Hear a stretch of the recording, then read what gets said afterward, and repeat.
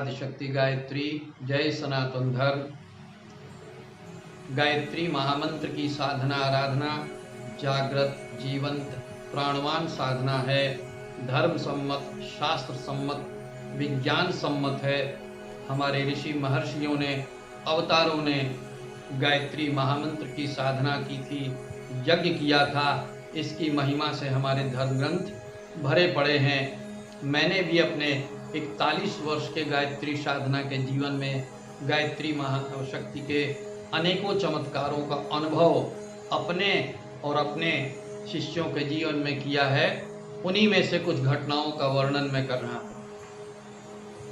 सामान्य जन का भविष्य उसका भाग्य सुनिश्चित करता है, किंतु साधक का भविष्य माँ आदिशक्ति गायत्री निर्धारित करती हैं। इसको ध्यान पूर्वक समझें। लगभग 10-12 वर्ष पहले की बात है। सिद्धपीठ गायत्री शक्तिपीठ शांतिधाम छपरा बिहार में प्रत्येक रविवार को समीपवर्ती गांवों के स्थानीय साधक एकत्र होकर सामूहिक गायत्री जप, यज्ञ, सत्संग में भाग लेते हैं। उस समय साधकों के यहाँ सप्ताह में 2-3 कार्यक्रम दीप यज्ञों के मैंने शुरू किए थे। दीप यज्ञ में समीपवर्ती घरों के लोग एक प्लेट में 2 दीपक, फूल, अक्षत, अगरबत्ती, प्रसाद इत्यादि लेकर पूजा में शामिल होते हैं। इसके लिए रविवार को शक्तिपीठ में उपस्थित जनों से मैं चर्चा कर पूछ लेता था कि कौन कौन लोग इस सप्ताह अपने यहाँ दीप यज्ञ का कार्यक्रम रखना चाहेंगे। जो इच्छुक होते थे कार्यक्रम उनके यहाँ होता था। ऐसे ही एक रविवार को कार्यक्रम के विषय में चर्चा करने पर अनीता नाम की एक लड़की ने, जो मेरे यहाँ विद्यालय में शिक्षिका भी थी, ने कहा कि गुरुजी मेरे यहाँ मंगलवार को दीप यज्ञ रख दीजिए। मैं तैयार हो गया। मंगलवार की शाम को जब उसके यहाँ मैं पूजा की तैयारी कर रहा था तो उसके पड़ोस की एक लड़की सुनीता, वो मेरे विद्यालय की छात्रा रह चुकी थी, पूजा की तैयारी में मेरा सहयोग करने लगी। बातों बातों में उसने कहा, गुरुजी मैंने सपना देखा था कि आप यहाँ दीप यज्ञ करा रहे हैं। मैंने पूछ लिया, तुमने सपना कब देखा था? उसने उत्तर दिया, लगभग 1 सप्ताह पहले। मैं उसका उत्तर सुनकर आश्चर्य में पड़ गया। क्यों? मैंने कार्यक्रम 2 दिन पहले निर्धारित किया था, जबकि उसने इस कार्यक्रम का सपना 1 हफ्ते पहले ही देख लिया था।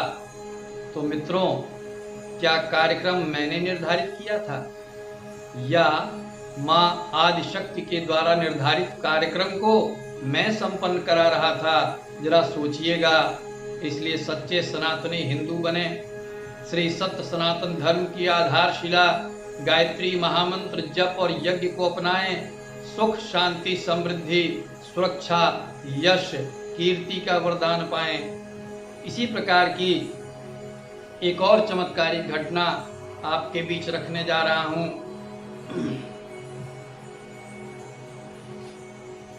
मृतक को जीवन दिया। पंडित बालचरण मिश्र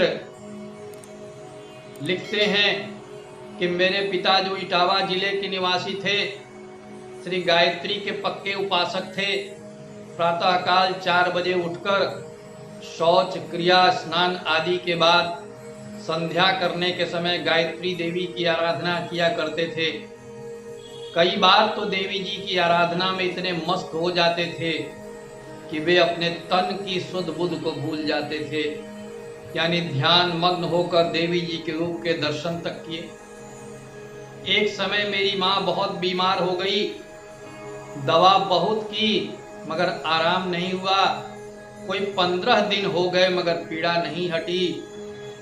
सब लोग पितामह से कहने लगे कि पंडित जी, इनको भूत बाधा है, आप इन्हें कहीं ले जाओ तो ठीक हो जाएंगी, नहीं तो यह बच नहीं सकती। बाबा ने हंसकर कहा कि मेरी जगदम्बा ही ठीक करेगी, मैं कहीं नहीं ले जा सकता।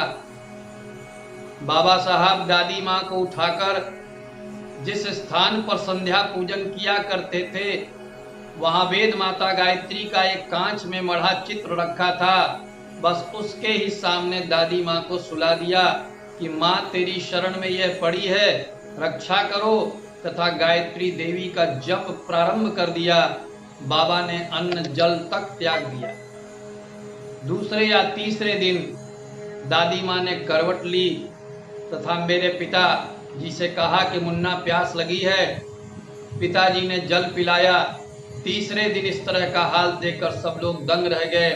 पितामह के चेहरे पर खुशहाली छाई तथा 9 दिन के अंदर दादी माँ धीरे धीरे चलने फिरने लगी। 15वें दिन भोजन बनाकर सबको खिलाया। पितामह को कई प्रकार के अनुभव प्राप्त हुए, मुझे और तो मालूम नहीं। हम 3 भाई भी उसी देवी के प्रसाद दिए हुए हैं। पिताजी भी गायत्री का अनुष्ठान कई प्रकार का किया करते थे। मैं भी वेद माता को याद किया करता हूँ, जिसके द्वारा महान कष्ट हट जाते हैं। यह घटना पंडित बालचरण मिश्र जी, जो इटावा उत्तर प्रदेश के निवासी थे, उनके जीवन की घटना है गायत्री के चमत्कार की। इसलिए मित्रों, आप सब भी यह जो है स्वयं सिद्ध धर्म सम्मत, विज्ञान सम्मत, तत्काल फल देने वाली माँ गायत्री की आराधना करें, जिसे वेदों में, धर्म ग्रंथों में कामधेनु, कल्पवृक्ष, अमृत, पारस, न जाने क्या क्या उपाधियां दी गई हैं। जय मैं आदिशक्ति गायत्री, जय सनातन धर्म।